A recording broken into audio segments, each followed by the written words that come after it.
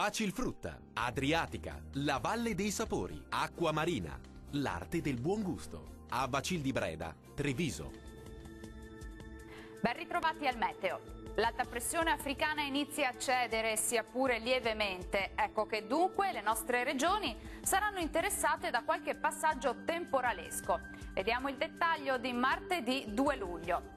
Sul Veneto sarà soleggiato su tutti i settori, il cielo sarà sereno e sgombro da nubi ovunque. Dal pomeriggio avremo qualche acquazzone sui settori alpini in locale sconfinamento alle pianure. Attenzione perché i fenomeni potrebbero risultare anche intensi e accompagnati da grandine.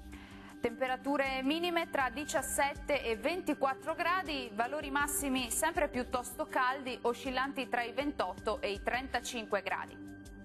Situazione simile sul Friuli Venezia Giulia, con ampio soleggiamento dappertutto al mattino e con qualche rovescio sui monti e localmente fin verso le pianure a partire dal pomeriggio. Anche in questo caso attenzione a possibili temporali intensi. Temperature minime tra 20 e 23 gradi, massime comprese tra i 29 e i 33 gradi.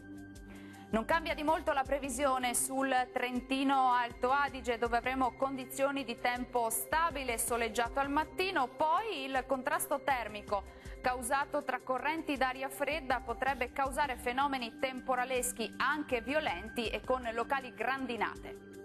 Temperature minime tra 20 e 22 gradi, massime tra i 30 e i 31 gradi circa. Bene, dal meteo di Antenna 3 per ora è tutto. Arrivederci.